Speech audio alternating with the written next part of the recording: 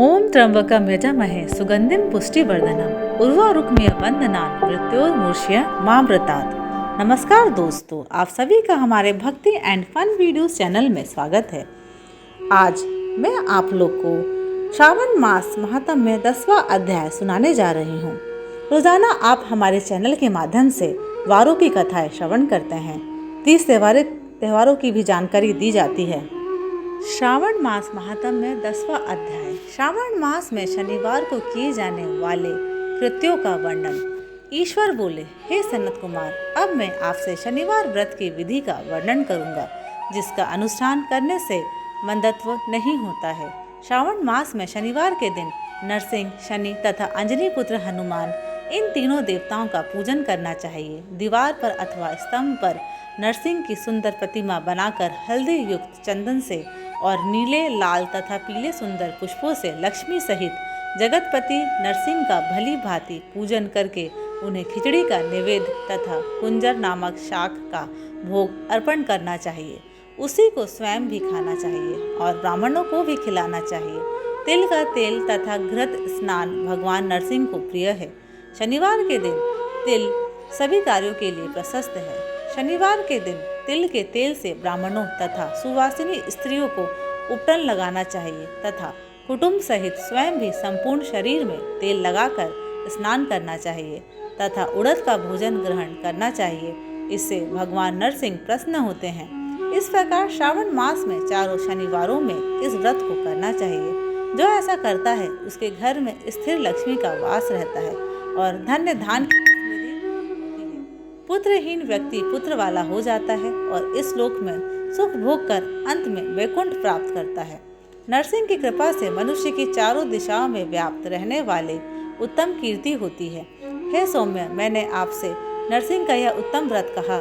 हे सनत कुमार, अब शनि की प्रसन्नता के लिए जो करना चाहिए उसे सुनिए। एक लंगड़े ब्राह्मण और उसके अभाव में किसी ब्राह्मण के शरीर में तिल का तेल लगाकर उसे उष्ण जल से स्नान कराना चाहिए और श्रद्धापूर्वक नरसिंह के लिए बताए गए अन्न अर्थात खिचड़ी उसे खिलानी चाहिए। उसके बाद तेल, लोहा, काला तिल, काला उड़द, काला कंबल प्रदान करना चाहिए। इसके बाद व्रती यह कहे कि मैंने यह सब शनि की प्रसन्नता के लिए किया है। शनि देव मुझ पर प्रसन्न हो। उसके बाद तिल के तेल से शनि का अभिषेक कराना चाहिए। उनके पूजन में तिल तथा उड़द के अक्षत चावल प्रशस्त माने गए हैं। हे मुने, अब मैं शनि का ध्यान बताऊंगा, आप ध्यान पूर्वक सुनिए। शनिश्चर कृष्ण वर्ण वाले हैं, मंद गति वाले हैं, काश्यप गोत्र वाले हैं, सौराष्ट्र देश में पैदा हुए हैं, सूर्य पुत्र हैं, वर देने वाले हैं, दंड के समान आकार वाले मंडल में स्थित है, इंद्री मणि तुल्य कांति वाले हैं, हाथों में धनुष बाण त्रिशूल धारण किए हुए हैं, गीत पर आरूढ़ है, यम इनके अधिदेवता हैं, ब्रह्मा इनके प्रत्यधि देवता हैं। ये कस्तूरी अगुरु का गंध तथा गुगुल का धूप ग्रहण करते हैं। इन्हें खिचड़ी प्रिय है। इस प्रकार ध्यान की विधि कही गई है। इनके पूजन के लिए लोहमयी सुंदर प्रतिमा बनानी चाहिए। हे द्विज श्रेष्ठ, इनके निमित्त की गई पूजा में कृष्ण अर्थात काली वस्तु का दान करना चाहिए। ब्राह्मण को काले रंग के 2 वस्त्र देने चाहिए और काले बछड़े सहित काली गौ प्रदान करनी चाहिए। विधि पूर्वक पूजा करके इस प्रकार प्रार्थना तथा स्तुति करनी चाहिए। आराधना से संतुष्ट होकर जिन्होंने नष्ट राज्य वाले राजा नील को उनका महान राज्य पुनः प्रदान कर दिया, वे शनिदेव मुझ पर प्रसन्न हो। नील अंजन के समान वर्ण वाले, मंद गति से चलने वाले और छाया देवी तथा सूर्य से उत्पन्न होने वाले उन शनिश्चर को मैं नमस्कार करता हूँ। मंडल के कोण में स्थित आपको नमस्कार है। पिंगल नाम वाले आप शनि को नमस्कार है। हे देवेश, मुझ दीन तथा शरणागत कर पर कृपा कीजिए। इस प्रकार स्तुति के द्वारा प्रार्थना करके बार बार प्रणाम करना चाहिए। 3 वर्णों ब्राह्मण, क्षत्रिय, वैश्य के लिए शनि के पूजन में शनो देवी इस वैदिक मंत्र का प्रयोग बताया गया है और शूद्रों के लिए पूजन में नाम मंत्र का प्रयोग बताया गया है।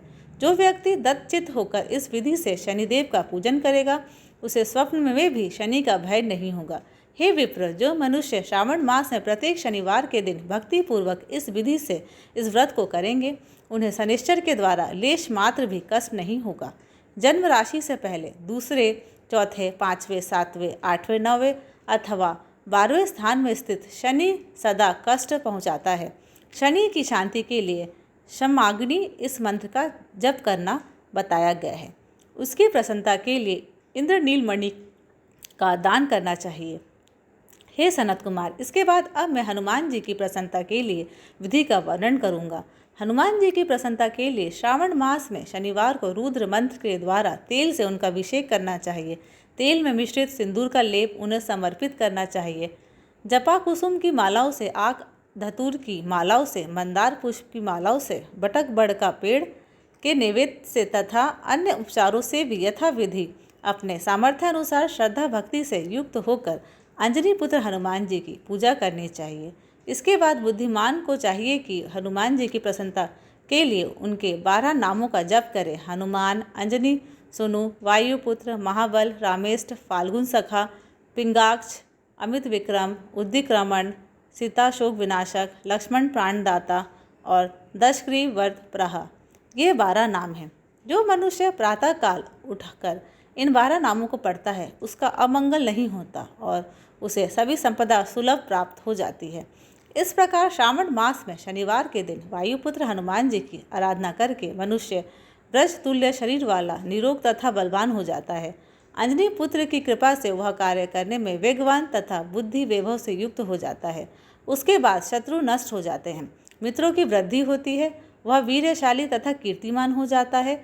यदि साधक हनुमान जी के मंदिर हनुमत कवच का पाठ करे तो वह अणिमा आदि 8 सिद्धियों का स्वामित्व प्राप्त कर लेता है और यक्ष, राक्षस तथा वेताल उसे देखते ही कंपित तथा भयभीत होकर वेगपूर्वक 10 दिशाओं में भाग जाते हैं। हे सप्तम शनिवार के दिन पीपल के वृक्ष का आलिंगन तथा पूजन करना चाहिए। शनिवार को छोड़कर अन्य किसी दिन पीपल के वृक्ष का स्पर्श नहीं करना चाहिए।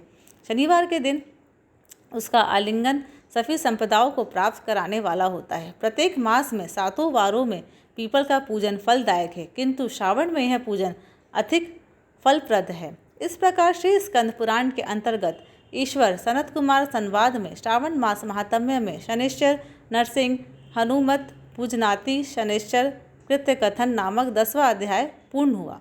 धन्यवाद। आशा करती हूँ कि आपको ये मेरा वीडियोस पसंद आया होगा। अगर आपको मेरे वीडियोस पसंद आते हैं तो प्लीज़ लाइक, शेयर और सब्सक्राइब ज़रूर करें। Thank you.